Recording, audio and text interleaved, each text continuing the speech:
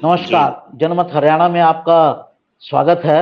मैं हूं कमलकांत गौरी और आज हमारे साथ जुड़े हुए हैं प्रद्युमन जोशीला जी। इनका नाम थोड़ा लंबा रखते हैं ये, लेकिन हम इनको छोटे में ही बुलाते हैं। ये हरियाणा की राजनीति के माहिर हैं, आप पहली बार इनसे नहीं मिले हैं और हर सीट पर इनकी काफ़ी क्लोज नज़र रहती है। तो हरियाणा में माहौल भी बनने लगा है अब चुनावों को लेकर। पहले जो थे वो उस तरह से क्लैरिटी नहीं थी, धुंध का माहौल था, लेकिन अब कई सीटों पर क्लैरिटी आने लगी है कि आज की तारीख में कौन आगे चल रहा है और कौन पीछे। हम एक एक सीट का आकलन करेंगे। हालांकि 5-6 सीटों पर क्लैरिटी हो चुकी है, फिर भी हम एक एक सीट के, क्योंकि पूरा विस्तार से उसको समझने का प्रयास करेंगे। आज हम बात करते हैं भिवानी महेंद्रगढ़ सीट की। ये सीट जो है वो दो डिस्ट्रिक्ट से बनी हुई है, भिवानी और महेंद्रगढ़। पहले ये दोनों सीटें अलग हुआ करती थी, लेकिन नए डिलिमिटेशन के बाद इनको इकट्ठा कर दिया गया। अभी वहां पर बीजेपी के कैंडिडेट धर्मवीर हैं, जो पिछली 2 बार से सांसद हैं, तीसरी बार फिर खड़े हुए हैं। और कांग्रेस की राजनीति में वहां थोड़ी हलचल है।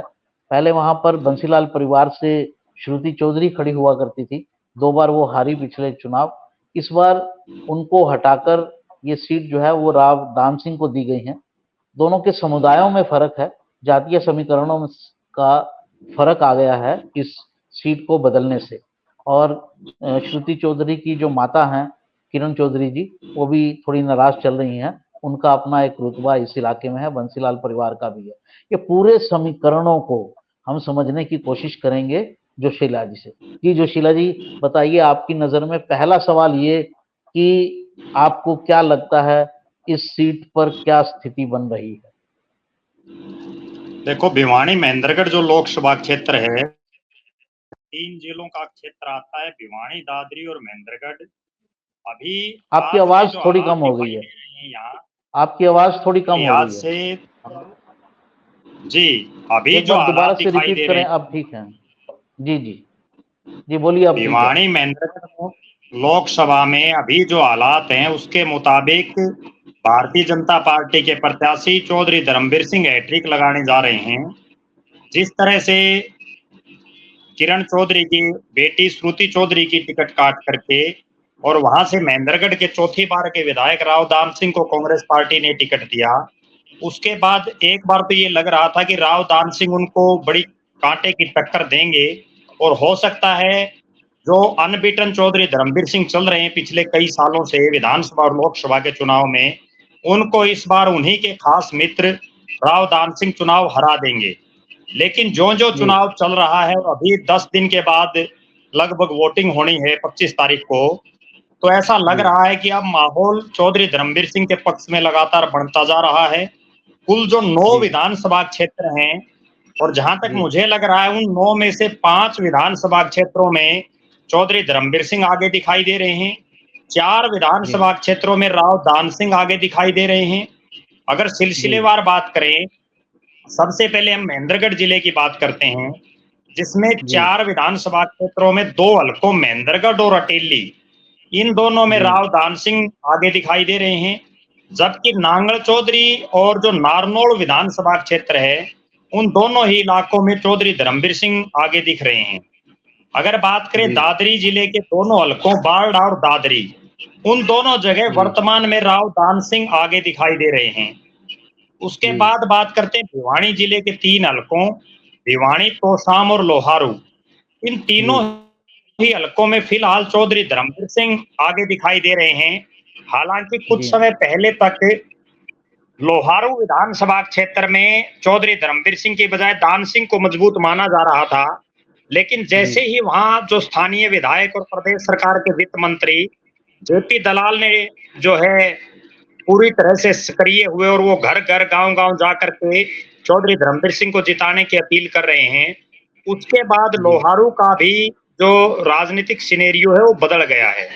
इसी बीच एक बहुत बड़ी घटना लोहारू में उस दिन घटित हुई जब जी लोहारू में कार्यालय का उद्घाटन था और वहां राव जी दान सिंह की मौजूदगी में ही चौधरी सोमवीर सिंह, जो चौधरी बंसीलाल के दामाद हैं और लोहारू से जी 2 बार के विधायक हैं, उनके साथ और जो एक चौधरी भूपेंद्र सिंह हुड्डा के खासम खास है राजवीर फरटिया, जो जिला परिषद के अच्छा पूर्व चेयरमैन रहे हैं, उनके जी समर्थकों में खूब वहां जूतम पचार हुई, गाली गलौज तक हुए।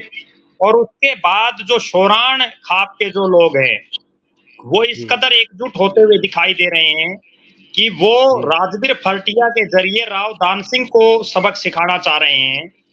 या एक खास अच्छा बात दर्शकों को मैं ये बताऊं कि चौधरी धर्मवीर सिंह खुद शोराण गोत्र में ब्याए हुए हैं। वो गागड़वास गांव पड़ता है जो लोहारू विधानसभा क्षेत्र में ही है, वहां जी वो ब्याए हुए हैं। और इस पूरे घटनाक्रम के बाद शोराण बाहुल्य जो गांव हैं, उनमें कहीं ना कहीं चौधरी धर्मवीर सिंह को कुछ फायदा मिलता हुआ दिखाई दे रहा है। जी लोहारू में पिछली बार का मैं आंकड़ा देख रहा था, तो जी धर्मवीर सिंह जो है वो बहुत ही आगे थे श्रुति से। जी 40,000 वोट जी श्रुति को मिले थे और धर्मवीर सिंह को 77,000 वोट मिले थे। तो जी इस बार ऐसा क्या, मतलब अभी तो आपने बताया कि कुछ घटनाक्रम ऐसे हुए कि धर्मवीर आगे हो गए, पर वो पीछे क्यों चल रहे थे? क्या कारण थे कि पिछली बार की लीड जो है वो लूज कर रहे थे? पिछली बार की बजाय इस बार पूरे हरियाणा प्रदेश में जो जाट समुदाय है, वो बीजेपी के खिलाफ ज्यादा मुखरता से दिखाई दे रहा है। और जी लोहारू, बाडड़ा, ये तमाम वो क्षेत्र है जिसको जाट बाहुल्य क्षेत्र माना जाता है। यहाँ जी का जो वोटर है वो इस बार धर्मवीर सिंह से नाराज ना होकर के, जो जाट हम्म, वोटर है वो बीजेपी को कम वोट डालना पसंद कर रहा है इस बार। ये एक बहुत अच्छा बड़ा कारण था जिस वजह से राव दान सिंह को यहाँ एडवांटेज मिल रहा था। दूसरा ओके एडवांटेज का एक बड़ा कारण ये है कि यहाँ किरण चौधरी और श्रुति चौधरी के अलावा जो चौधरी भूपेंद्र सिंह हुड्डा के जितने साथी थे, वो इस जी बार खुले दिल से राव दान सिंह के साथ इस क्षेत्र में लगे हुए हैं। जिसकी ठीक है वजह से पहले ही ऐसा लग रहा था कि दान सिंह यहाँ मजबूत हो सकता है। लेकिन ये जी दो घटनाक्रम ऐसे घटे, एक तो जो चौधरी सोमवीर सिंह और राजवीर फरटिया के समर्थकों के बीच जो घटनाक्रम हुआ, और दूसरा जयप्रकाश दलाल ने जिस तरह से हल्के में 5 साल के 4.5 साल के अपने कार्यकाल में काम करवाए हुए हैं, उसके जी बलबूते पर जेपी दलाल के पास एक मजबूत वोट बैंक इस इलाके में है, और अब वो खुल हम्म। करके उनके साथ आ गए हैं। तो मतलब ये कहा जाए कि जो जाट वोट पहले बीजेपी के खिलाफ था, वो जी बीजेपी के जो जाट नेता हैं उनके जी काम करने से या उनके प्रचार करने से वो फिर एक तरफ उसको जो बीजेपी के प्रति एक जो वितृष्णा थी वो कम हो रही है। जी बिल्कुल, देखो लोहारू में तो ये बात बिल्कुल क्लियर है। मैं खुद वहां घूम के आया हूँ गांव में। वहां जी जेपी दलाल का अपना प्रभाव है, चौधरी धर्मवीर सिंह का भी कुछ इलाके में वहां प्रभाव है। और जेपी दलाल ने जिस तरह से अपने 4.5 साल के कार्यकाल में वहां नहरों में पानी पहुंचाया, आखिरी टेल तक लोगों को मुआवजा दिलवाया, बहुत लाखों रुपए लोगों को मुआवजे के मिले। और भी जो छोटे मोटे काम थे लोगों के, वो उन्होंने करवाए। इसके अलावा गिगनाऊ में यूनिवर्सिटी का एक बहुत बड़ा सेंटर उन्होंने खोला। और भी लोहारू विधानसभा क्षेत्र में कई सरकारी योजनाओं को लाने में कामयाब रहे, जिसकी वजह से जेपी दलाल का वहां एक मूल वोट बैंक है। अगर मैं इसको दूसरे शब्दों में भी कहूं, तो जेपी दलाल वहां पिछले 15 साल से राजनीति में सक्रिय हैं। 2 चुनाव वो बहुत कम मार्जिन से हारे हैं, 500 वोटों के आसपास से। और तीसरा चुनाव वो बड़े एक तरफा बहुमत से जीते। जीतने के बाद भी वो लगातार इलाके में रहे। अब अगर चौधरी धर्मवीर सिंह इस इलाके से जीतते हैं तो उसकी जीत में सबसे बड़ा योगदान जेपी दलाल का ही रहेगा। जी अच्छा, एक चीज और समझाइए हमारे दर्शकों को कि जी इस सीट के ऊपर जो जाट समुदाय है उसका लगभग 4.5 लाख वोट है। जी क्या मैं ठीक कह रहा हूं?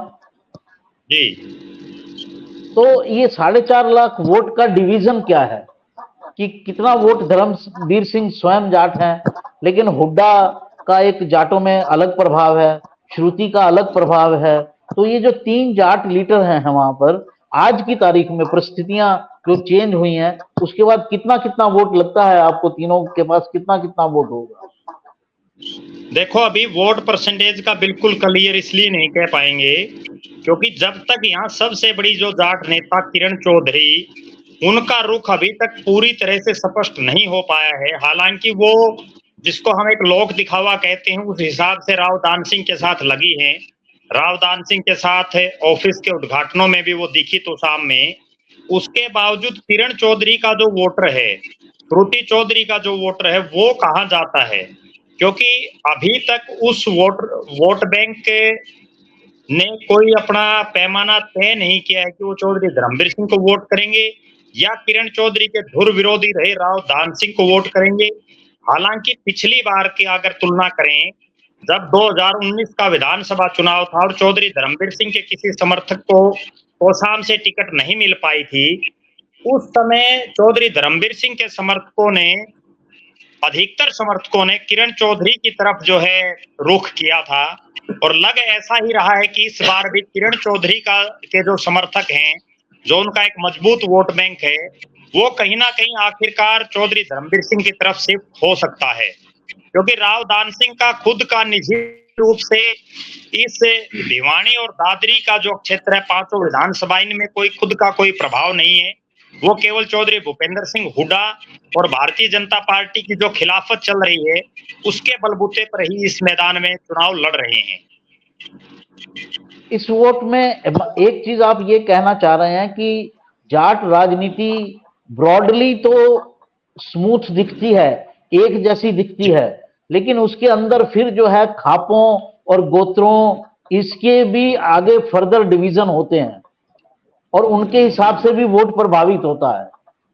जी, आपकी बात बिल्कुल सही है। अगर बात करें लोहारू की, वो शोराण बाहुल्य हल्का है। उसके बाद अगर दादरी की हम बात करें तो दादरी में शोराण और सांगवान आ जाते हैं। फिर अगर बारडा में बात करें तो वहां सांगवान और फोगाट आ जाते हैं। तो अलग अलग जो गोत्र हैं, धर्मवीर सिंह पंगाल गोत्र है, तो शाम में उनके भी 5-6 गांव इकट्ठे हैं पंगाल गोत्र के। इसके अलावा धर्मवीर सिंह को एक बड़ा एडवांटेज ये भी मिल रहा है कि इस पूरी लोकसभा क्षेत्र में ब्राह्मण समुदाय के भी अच्छे खासे वोट हैं। इसके अलावा राजपूत समुदाय के भी अच्छे खासे वोट इस क्षेत्र में हैं।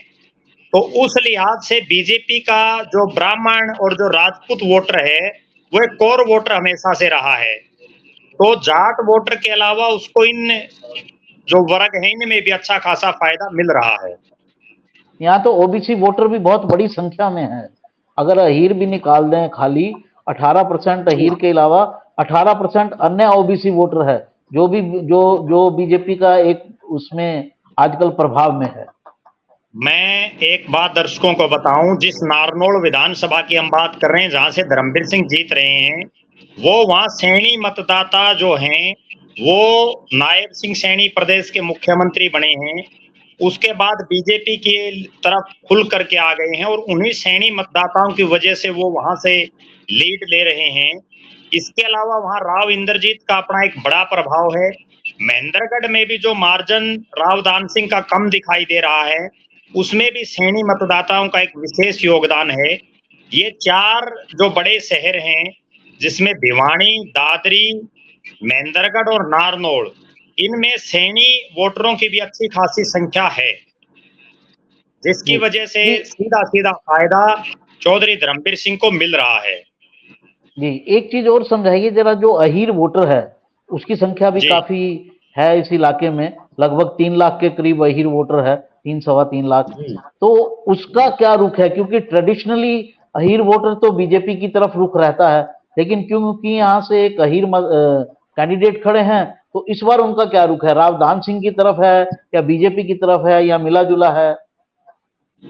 देखो, इस लोकसभा में अगर अहीर मतदाताओं की बात करें तो 3 हल्के तो बिल्कुल प्योर अहीरवाल के माने जाते हैं, जिनमें महेंद्रगढ़, नारनौल और अटेली, और नांगल चौधरी में भी बहुतायत में। और इसके अलावा एक बड़ी बात मैं दर्शकों को और बताऊं, 5 जो अलग अलग विधानसभा क्षेत्र बचे भिवानी और दादरी के, उनमें भी अहीर मतदाता हर विधानसभा क्षेत्र में है। यहाँ का जो अहीर मतदाता है, वो अगर मैं याद दिलाऊं, 2009 में जब हरियाणा जनहित कांग्रेस बनी और उसके बाद यहाँ से राव नरेंद्र सिंह ने एक चुनाव लड़ा था, उनको भी अच्छे खासे वोट मिले थे। 2014 में राव बहादुर सिंह ने चुनाव लड़ा था इंडियन नेशनल लोकदल की टिकट पर। उनको वो दूसरे नंबर पर रही थे और श्रुति चौधरी तीसरे नंबर पर चली गई थी, अच्छे खासे वोट मिले थे। इस बार राव दान सिंह को सबसे बड़ी समस्या ये आ रही है कि उनके सामने जो दुष्यंत चौटाला की पार्टी है, जननायक जनता पार्टी, उसने भी यहाँ से पूर्व विधायक और जो पूर्व में लोकसभा का चुनाव लड़े राव बहादुर सिंह को चुनावी मैदान में उतारा हुआ है। और तीसरे जो इनेलो समर्थित जो यहाँ से प्रत्याशी हैं, सुभाष परमार, वो भी इसी इलाके से आते हैं। तो ये एक नुकसान राव दान सिंह को होता हुआ दिखाई दे रहा है। इसके अलावा राव दान सिंह बेशक अहिरवाल के महेंद्रगढ़ से 4 बार विधायक रहे हैं, लेकिन आज भी अहिरवाल में राव इंद्रजीत का सिक्का ही ज्यादा गूंजता है। कल ही अगर बात करें, राव इंद्रजीत की एक बड़ी जनसभा थी महेंद्रगढ़ जिले में, तो उसमें उन्होंने ये कहा है कि राव दान सिंह को विधायक की टिकट दिलाने में भी मेरा योगदान रहा था। तो निश्चित रूप से ये वो इलाका है जहां से राव इंद्रजीत सिंह खुद कई बार सांसद रहे, उनके पिताजी यहाँ से सांसद रहे, यहाँ से कई बार विधायक रहे, प्रदेश के मुख्यमंत्री तक रहे। तो राव दान सिंह के मुकाबले आज भी इंद्रजीत का बड़ा नाम है। और भिवानी महेंद्रगढ़ वो लोकसभा सीट है जिसको टिकट दिलाने में इंद्रजीत का सबसे बड़ा योगदान है, या यूं कहें कि धर्मवीर सिंह को टिकट दिलवाने वाले राव इंद्रजीत ही हैं। तो लिहाजा ये उनके लिए नाक का सवाल है कि भिवानी महेंद्रगढ़ से हर हालात में वो जितने ज्यादा से ज्यादा हो सके अहिर मतदाताओं को जो है चौधरी धर्मवीर सिंह के पक्ष में वो करवाना चाहेंगे। अभी के आज के हालात ये है, अभी के आज के हालात ये है कि अहिरवाल के जो 2 हलके हैं उनमें राव दान सिंह जीत रहे हैं, जबकि नारनौल और नांगल चौधरी में आज वो पीछे दिखाई दे रहे हैं। तो ये पुरानी दोस्ती है धर्मवीर सिंह की और राव इंद्रजीत की, और सुनने में ये भी आता है कि धर्मवीर का टिकट कटते कटते इंद्रजीत ही बचवा देते हैं हर बार। और तो आप इस बार भी क्या वो पूरा साथ दे रहे हैं धर्मवीर का? वो पूरा साथ दे रहे हैं। कोई भी आदमी, कोई भी इतना बड़ा नेता अपना खुद का चुनाव छोड़ करके दूसरे किसी नेता का प्रचार करने के लिए कभी नहीं आता, लेकिन राव इंद्रजीत अपना चुनाव छोड़ करके बार बार चौधरी धर्मवीर सिंह के प्रचार के लिए आ रहे हैं। यह उनके लिए प्रतिष्ठा का सवाल है। और दूसरी बड़ी प्रतिष्ठा उनकी इस बात से भी जुड़ी हुई है, राजनीति में जाति पाति का एक बहुत बड़ा योगदान रहता है। अगर कोई अहिर दूसरा यहाँ से सांसद बन जाता है तो आगे चल करके राव इंद्रजीत की जो बेटी आरती राव, जिनको वो लॉन्च करना चाह रहे हैं 2024 के विधानसभा चुनाव में, उनको भविष्य में बड़ी दिक्कत का सामना करना पड़ सकता है। इसलिए राव इंद्रजीत कभी नहीं चाहेंगे कि प्रदेश से लोकसभा में कोई दूसरा अहिर उनके मुकाबले जो है देश की संसद में बैठे। एक जो आपने मित्रता की बात कही, धर्मवीर सिंह एक ऐसे आदमी हैं जो किसी से बिगाड़ नहीं करते। उनकी मित्रता राव इंद्रजीत से भी है और उनकी मित्रता राव दान सिंह से भी है। और जब टिकट मिलने से पहले उन्होंने ये बात बोली भी थी कि राव दान सिंह मेरे मित्र हैं, अगर वो चुनाव लड़ेंगे तो भी मैं चुनाव लड़ूंगा और उनको हराऊंगा। जी आप भिवानी की जो विधानसभा सीट है उस पर आपका क्या कहना है, जो शहरी मतदाता है, क्योंकि इस इलाके में शहर तो मेरे ख्याल काफी कम है, एक भिवानी आता है, एक नारनौल या दादरी, ये 2-3 ही शहर आते हैं। तो भिवानी के मतदाताओं वहाँ थोड़ा सा कंपोजिशन अलग है, जाट और हीर से हटके वहाँ ज्यादा पंजाबी हैं या वैश्य समुदाय के लोग हैं, तो वहाँ बनिया वैश्य समुदाय के लोग हैं। तो वहां पर क्या स्थिति है भिवानी के अंदर?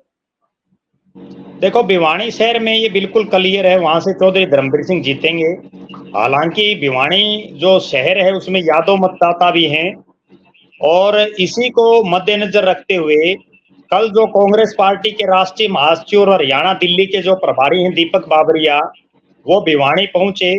उन्होंने तमाम नेताओं से अलग अलग गुफ्तगू की और सबके स्क्रू पेच टाइट उन्होंने किए, और उन्होंने ये स्पष्ट शब्दों में नेताओं को कहा कि अगर आपको विधानसभा की टिकट चाहिए तो अपने अपने हलकों से जो है राव दान सिंह को जिताओ। जिस भी हल्के से राव दान सिंह हार गया और वहां आपकी ड्यूटी है, तो आगे भविष्य में टिकट के लिए आपके ऊपर खतरा आ जाएगा। दीपक बाबरिया ने जिस तरह से कल मीटिंग ली है, उसके बाद हो सकता है थोड़ा बहुत चेंज हो जाए, लेकिन रिजल्ट भिवानी शहर का वही रहेगा। आखिरकार वहां चौधरी धर्मवीर सिंह ही जीतेंगे। उसके पीछे एक बड़ा कारण ये है कि खुद धर्मवीर सिंह भिवानी रहते हैं। शहर के जितने व्यापारी वर्ग के लोग हैं, उनके साथ उनका बड़ा अगाध प्रेम है और वर्षों से वो उनका प्रेम है। इसके अलावा वहां जो घनश्याम सर्राफ हैं, लगातार विधायक बनते रहे हैं, मंत्री भी रहे हैं सरकार में, उनका भी अपना एक रसूख है। इसके अलावा जो ब्राह्मण वोटर हैं, उनमें भी चौधरी धर्मवीर सिंह के कई साथी हैं जिनकी अच्छी पकड़ है। कुल मिलाकर के दान सिंह के पास भिवानी शहर में वो मजबूत टीम भी नहीं है, और कुछ एक जो लोग चौधरी भूपेंद्र सिंह हुड्डा के साथ लगे हुए हैं, केवल वही राव दान सिंह के साथ इस इलाके में दिखाई दे रहे हैं। किरण चौधरी के जितने समर्थक हैं, क्योंकि किरण चौधरी, एक खास बात और मैं बताऊं, आप 1991 के चुनाव को छोड़ दें, उसके अलावा जब से भिवानी लोकसभा बना है, तब से चौधरी बंसीलाल के परिवार का कोई ना कोई सदस्य, चाहे चौधरी बंसीलाल हो, उसके बाद चौधरी सुरेंद्र सिंह हो, रणबीर सिंह मेंद्रा हो या श्रुति चौधरी हो, हर बार किसी ना किसी ने चुनाव लड़ा है। लेकिन ये पहला वाक्य, दूसरा वाक्य ऐसा है, 91 में तो उन्होंने अपनी मनमर्जी से अपने एक साथी को टिकट दे दिया था, लेकिन अब ये दूसरा वाक्य ऐसा है, जब चौधरी बंसीलाल के परिवार का कोई सदस्य यहाँ से चुनाव नहीं लड़ रहा, उनका जो एक बहुत बड़ा वोट बैंक है वो कहाँ जाएगा, वही हार और जीत को तय करेगा, चाहे वो भिवानी शहर हो या भिवानी लोकसभा हो। जी, ब्राह्मण वर्ग ने बीजेपी को अपना सपोर्ट दे दिया है, तो इसका थोड़ा सा बैकग्राउंड बताएं, क्योंकि ब्राह्मण पीछे रणजीत सिंह के बयान से नाराज हो गए थे। रणजीत सिंह चौटाला ने ब्राह्मणों के बारे में एक बयान दिया था शुरू में, जब उनका नाम डिक्लेयर हुआ था, तो उसमें उनको थोड़ी नाराजगी थी। तो ये बदलाव कैसे आया?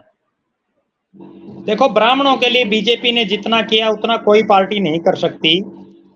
पिछले, अगर अभी की बात करें हम 2 महीने पहले तक की, तो 2 लोकसभा में सांसद ब्राह्मण और 2 राज्यसभा में, एक बीजेपी के और एक बीजेपी समर्थित, एक ब्राह्मण मूलचंद शर्मा कैबिनेट के बड़े भारी भरकम मंत्रालयों के मंत्री, पंडित रामविलास शर्मा कई सालों तक बीजेपी के प्रदेश अध्यक्ष रहे, चाहे रमेश जोशी रहे हो प्रदेश अध्यक्ष।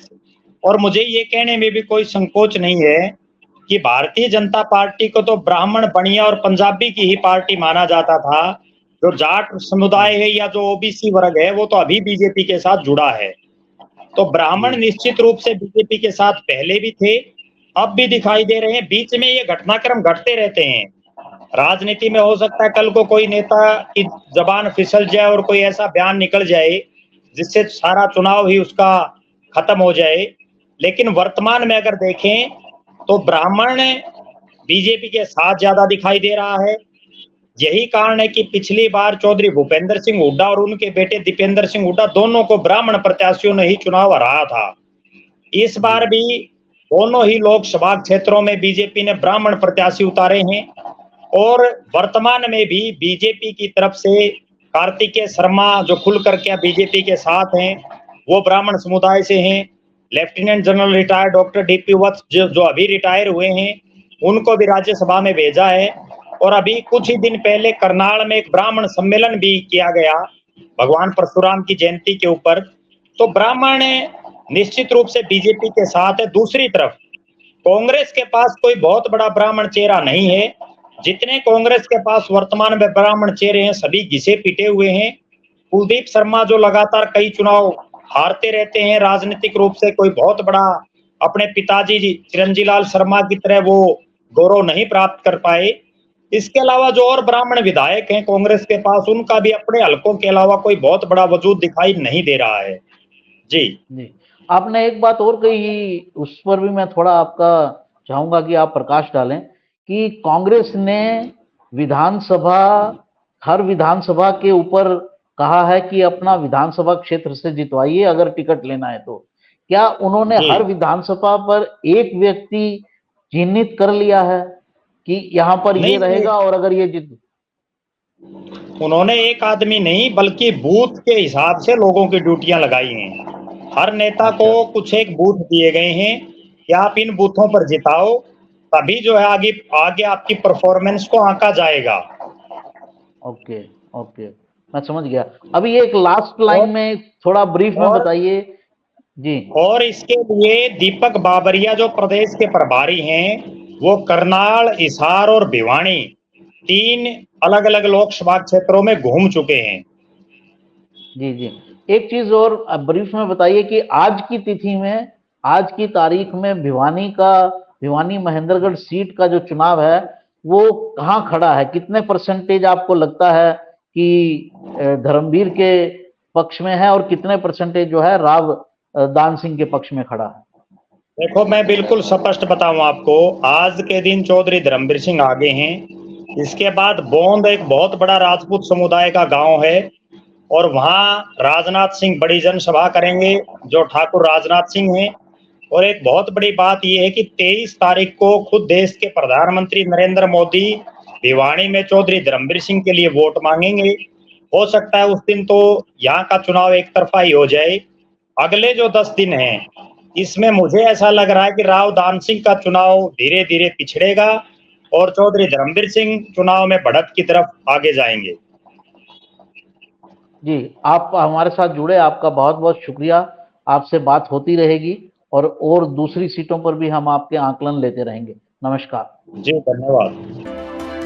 हरियाणा की हर राजनीतिक खबर के विश्लेषण के लिए हमारे चैनल जनमत हरियाणा को लाइक, शेयर और सब्सक्राइब करना ना भूलें। साथ ही बेल आइकन को भी प्रेस कर लें ताकि हर वीडियो की अपडेट आप तक पहुंचती रहे।